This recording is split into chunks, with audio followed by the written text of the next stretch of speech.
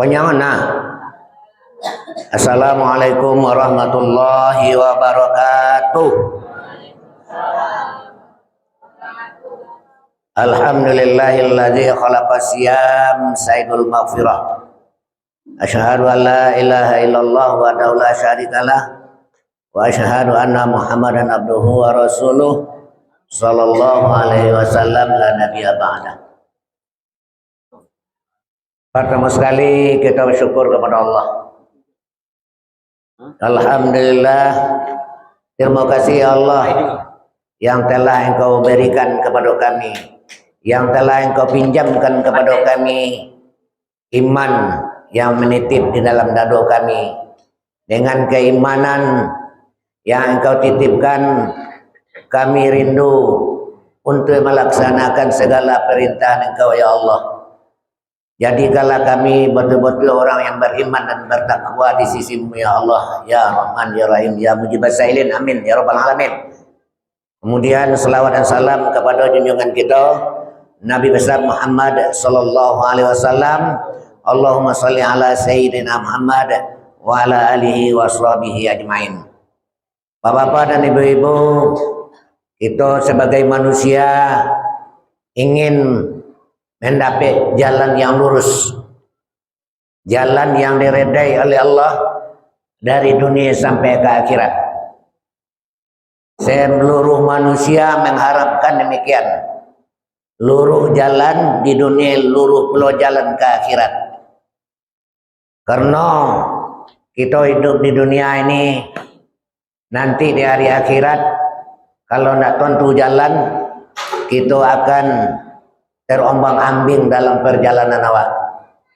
Maka oleh sebab itu, kita setiap sesudah salat, Allahumma hdina ila siratil mustaqim. Ya Allah, tunjuki kami jalan yang lurus ya Allah. Jalan yang Engkau ridhoi ya Allah. Jalan Engkau beri berkah hidup di dunia dan di hari akhirat. Itu permohonan kita kepada Allah Subhanahu wa taala setiap salat. Tolong kita baca itu setiap sesudah salat. Karena kalau kita tidak mendapat jalan yang lurus di dunia dan juga jalan yang lurus di hari akhirat, kita akan terombang-ambing nanti pulang menemui Allah Subhanahu wa taala. Maka oleh sebab itu Rasulullah berpesan kepada kita dalam hadis beliau, ada 6 macam orang yang akan mendapat petunjuk dari Allah mulai dari dunia sampai hari akhirat kelak. Apa yang 6? Yang pertama, orang yang selalu merindukan rumah Allah, yaitu masjid. Setiap amal ibadah yang akan dikerjakan di dalam mensoji Anda, di dalam rumah Allah Anda, baca Al-Quran di rumah Allah, salat di rumah Allah. Jangan salah, mau bulan Ramadan aja kita datang ke rumah Allah salat. Setelah Ramadan poi kita poi belum. Kita tinggalkan rumah Allah. Kita jauhi rumah Allah. Hanya sekali setahun datang ke rumah Allah. Nauzubillah min zalik. Kata Allah Subhanahu wa taala, rumah yang paling mulia di sisi aku, kata Allah Subhanahu wa taala, adalah masjid. Lebih indah dari maligai yang ada di dunia. Banyak istana-istana yang cantik-cantik, yang rancak-rancak, yang bagus-bagus. Lebih rancak lagi rumah Allah, yaitu masjid ini. Maka oleh sebab itu kata Rasulullah, makmurkanlah masjid setiap waktu. Setiap sembahyang waktu 5 kali sehari semalam. Karena pahalanya luar biasa. Salah satu nanti pahala orang yang berjamaah tidak tergelincir menempuh jalan Siratal Mustaqim. Itu salah satu pahala solat berjamaah di rumah Allah ini. Alangkah bahagianya lah orang yang selalu beribadah, solat di rumah Allah, membaca Al-Quran di rumah Allah, berzikir di rumah Allah. Tinggal bagi kita lagi, kalau ingin selamat, ingin mendapat petunjuk Allah dari dunia sampai hari akhirat. Laksanakanlah dengan sepenuh keikhlasan, sepenuh iman dan takwa kepada Allah Subhanahu wa taala. Kemudian yang kedua, orang yang bertauhidkan la ilaha illallah, tak ada Tuhan melainkan Allah, itu bahasa anak SD, SMP. Kalau kita yang sudah tua-tua ini, la maujud illallah, tak ada dan ada kecuali Allah. Kita bergerak dengan izin Allah, kita berbicara dengan izin kalam Allah, kita mendengar dengan sami Allah, kita melihat dengan basirnya Allah, kita hidup dengan hayunnya Allah. Allah semuanya, Allah yang menghidupkan, Allah yang memberi gerak jalan kita dari rumah sampai menuju masjid kita ini. Itu adalah kudrat dan iradat Allah yang beliau pinjamkan kepada kita bersama-sama. Pergunakanlah menurut ajaran Allah dengan sebaik-baiknya. Itu nanti akan diminta pertanggungjawabannya nanti di hadapan Allah. Kalau kita tidak mempergunakan penglihatan, pendengaran, kalam, hayat, sami, basar, kudrat dan iradat, kalau kita tidak mempergunakan kepada jalan Allah, kita akan diminta pertanggungjawaban nanti di hari akhirat. Kullu ra'in wa kullukum mas'ulun an ra'iyatih, kata Nabi. Kamu adalah seorang pemimpin. Kita sebagai seorang pemimpin, apakah kita sudah adil terhadap pinjaman Allah, hayun yang dipinjamkan oleh Allah? Apakah sudah bisa hidup bersama Allah, sudah bisa mengingat Allah Subhanahu wa taala atau belum? Tentu bagi kita yang akan mempergunakannya. Kalau tidak tahu, tentu kita harus menuntut ilmu pengetahuan yang telah disampaikan oleh beberapa guru-guru kita yang telah menyampaikan tausiah di bulan Ramadan ini. Kalau kita ingin tahu, tentu kita mempunyai ilmu pengetahuan. Man aradat dunya alaihi bi ilmin, man aradahuma alaihi bi ilmin, man arada akhirah alaihi bi ilmin. Siapa yang ingin hidup di dunia wajib pakai ilmu. Siapa yang ingin hidup di akhirat selamat, wajib pakai ilmu. Kalau ingin kedua-duanya, kita wajib mempunyai ilmu kedua-duanya. Kalau tidak, kita akan tersesat pulang nanti menemui Allah Subhanahu wa taala.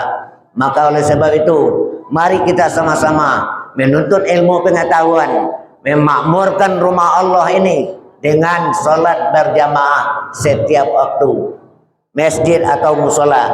Itu yang dianjurkan oleh Rasulullah Sallallahu Alaihi Wasallam kepada kita sebagai umatnya. Kemudian kita selalu berzikir kepada Allah, selalu membaca kalimat la ilaha illallah.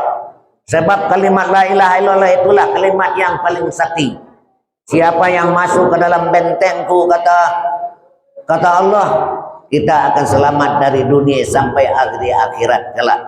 Maka oleh sebab itu, tentu kita akan belajar sebaik-baik mungkin untuk mengetahui kalimat la ilaha illallah tersebut.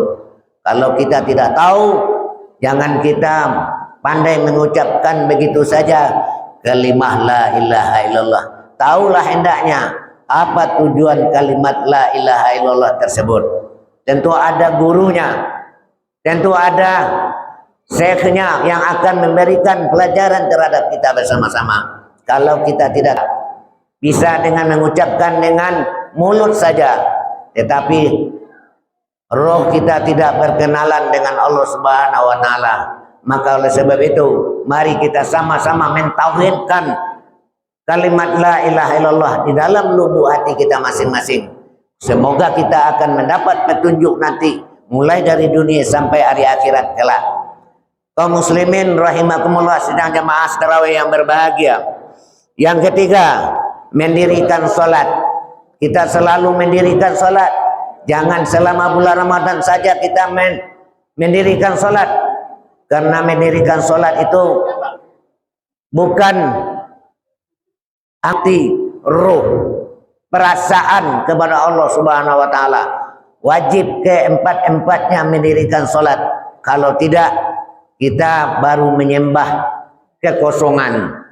Maka oleh sebab itu tentu kita hati-hati dalam penyembahan kepada Allah Subhanahu wa taala, karena Allah berpesan kepada kita bersama-sama, aqimis sholata li zikri, dirikan solat ingat aku. Siapa yang mengingat?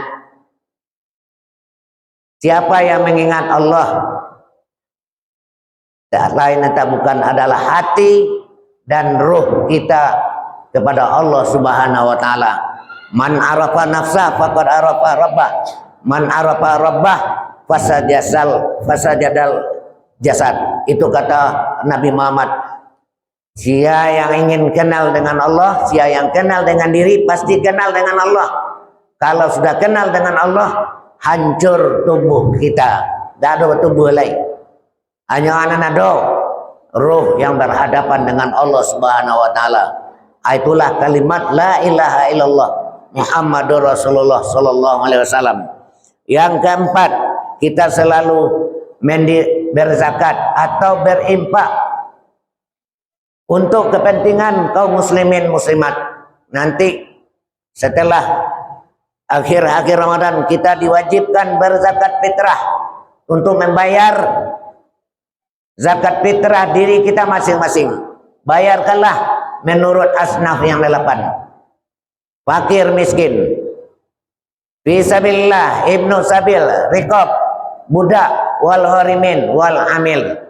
8 asnaf yang wajib menerima zakat. Kepada anak yatim tidak, kecuali yang mengasuh anak yatim boleh. Kepada anak yatim tidak boleh. Tolong bayarkan zakat fitrah untuk berangkatnya amal ibadah kita di bulan Ramadan menuju Allah Subhanahu wa taala. Siapa yang tidak membayarkan zakat fitrah, maka amal ibadah kita tergantung antara bumi dan langit. Kalau tidak ada, minta kepada pengurus. Kalau memang betul-betul tidak ada, mintalah kepada pengurus untuk membayar zakat fitrah diri kita. Begitu wajibnya zakat fitrah itu. Tidak ada toleransi dalam membayar zakat fitrah, tidak ada. Bayarkanlah dengan sebaik-baiknya sebelum khatib naik mimbar nanti. Kalau sudah naik mimbar khatib untuk membaca khutbah hari raya, ini namakan sedekah lagi. Itu harapan kami kepada kita kaum muslimin dan muslimat yang hadir pada saat sekarang ini. Yang kelima, percaya dengan hari yang gaib. Hari yang gaib itu banyak.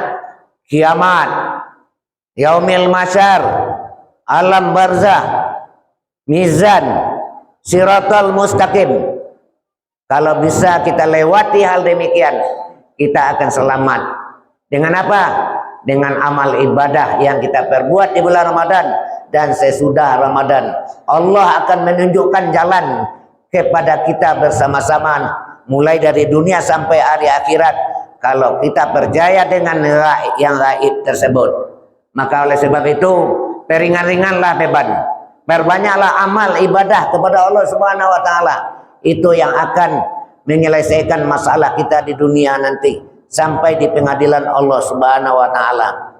Yang keenam, selalulah ingat kepada Allah Subhanahu wa taala. Lubuk hati kita isilah dengan kalimat Allah, Allah, Allah, Allah. Karena Nabi Muhammad SAW menerima ayat pertama dalam gua Hira. Iqra ya Muhammad, ana bila qari'in. Ambo tidak pandai membaca, kata Nabi. Sampai 3 kali dipeluk oleh malaikat Jibril.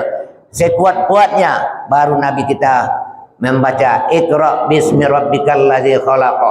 Khalaqal insana min 'alaqa. Iqra wa rabbukal akramul ladzi 'allama bil qalam. Siapa nama Tuhan yang dibaca oleh Nabi Muhammad? Tak lain tak bukan adalah Allah, Allah, Allah. Innani anallah fa'budni. Aku adalah Allah, sembah olehmu. Itu kata Allah kepada kita bersama-sama. Maka oleh sebab itu, mari kita sama-sama menyembah Allah. Siapa yang merasakan? Yaitu rasakanlah dengan diri kita masing-masing berhadapan dengan Allah, bermurakabah dengan Allah. selalu berhadapan hati kepada Allah Subhanahu wa taala. Kalau dibawa oleh setan, bawa cepat kembali ke dalam hati, bawa cepat kepada ruh untuk sampai kita kepada Allah Subhanahu wa taala. Nah, kaum muslimin rahimakumullah, mudah-mudahan kita bersama-sama nanti dia mulai dari dunia ini sampai hari akhirat. Bagi kita yang mengamalkan yang enam-enam itu, kita akan diberi petunjuk oleh Allah Subhanahu wa taala dari dunia sampai hari akhirat. Amin ya rabbal alamin. Kemudian malam yang ke-27 sekarang. Yo. Malam yang ke-27, pahala salat tarawih malam yang ke-27 ini adalah lalu atas siratal mustaqim seperti burak yang terbang. Mudah-mudahan kita berdapat malam ini. Amin ya rabbal alamin. Tidak ada gangguan deh. Seperti burak Nabi Muhammad melewati dari Mekah sampai ke Madinah sampai ke Masjidil Aqsa, tidak ada gangguan. Mudah-mudahan kita berdapat bersama-sama pada malam hari ini. Cukup demikian saja. Mudah-mudahan apa yang kami sampaikan bagi kami yang menyampaikan bisa diamalkan, dan bagi kita yang mendengar bisa pula kita amalkan. Semoga Allah menunjuki kita bersama-sama. Amin ya rabbal alamin. Sekian saja, banyak maaf. Wabillahi taufiq wal hidayah. Wassalamualaikum warahmatullahi wabarakatuh.